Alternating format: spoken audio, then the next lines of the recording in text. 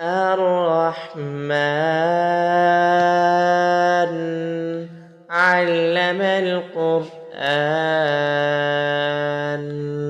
خلق الإنسان علمه البيان الشمس والقمر بحسبان والنجم والشجر يسجدان والسماء رفعها ووضع الميزان ألا تطغوا في الميزان وأقيموا الوزن بالقسط ولا تخسروا الميزان والأرض وضعها للأنام فيها فاكهة والنخل ذات الأكمام والحب ذو العصف والريحان فبأي آلاء ربكما تكذبان خلق الإنسان من صلصال كالفخار وخلق الجان من مارج من نار فبأي آلاء ربكما تكذبان رب المشرقين ورب المغربين فبأي آلاء ربكما تكذبان مرج البحرين يلتقيان بينهما برزخ لا يبغيان فبأي آلاء ربكما تكذبان يخرج منهما اللؤلؤ والمرجان فبأي آلاء ربكما تكذبان وله الجوار المنشآت في البحر كالأعلام فبأي آلاء ربكما تكذبان كل من عليها فان ويبقى وجه ربك ذو الجلال والإكرام فبأي آلاء ربكما تكذبان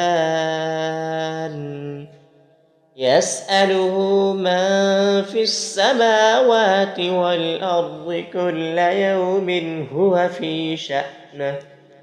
فبأي آلاء ربكما تكذبان سنفرغ لكم أيها الثقلان فبأي آلاء ربكما تكذبان يا معشر الجن والإنس إن استطعتم أن تنفذوا من أقطار السماوات والأرض فانفذوا لا تنفذون إلا بسلطان فبأي آلاء ربكما تكذبان يرسل عليكما شواظ من نار ونحاس فلا تنتصران فبأي آلاء ربكما تكذبان فإذا انشقت السماء فكانت وردة كالدهان فبأي آلاء ربكما تكذبان فيومئذ لا يسأل عن ذنبه إنس ولا جان فبأي آلاء ربكما تكذبان يعرف المجرمون بسيماهم فيؤخذ بالنواصي والأقدام فبأي آلاء ربكما تكذبان هذه جهنم التي يكذب بها المجرمون يطوفون بينها وبين حميم آن فبأي آلاء ربكما تكذبان ولمن خاف مقام ربه جنتان فبأي آلاء ربكما تكذبان ذواتا أفنان فبأي آلاء ربكما تكذبان فيهما عينان تجريان فبأي آلاء ربكما تكذبان فيهما من كل فاكهة زوجان فبأي آلاء ربكما تكذبان متكئين على فرش بطائنها من استبرق وجنى الجنتين دان فبأي آلاء ربكما تكذبان فيهن قاصرات الطرف لم يطمثهن إنس قبلهم ولا جان فبأي آلاء ربكما تكذبان كأنهن الياقوت والمرجان فبأي آلاء ربكما تكذبان هل جزاء الإحسان إلا الإحسان فبأي آلاء ربكما تكذبان ومن دونهما جنتان فبأي آلاء ربكما تكذبان مدهامتان فبأي آلاء ربكما تكذبان فيهما عينان نضاختان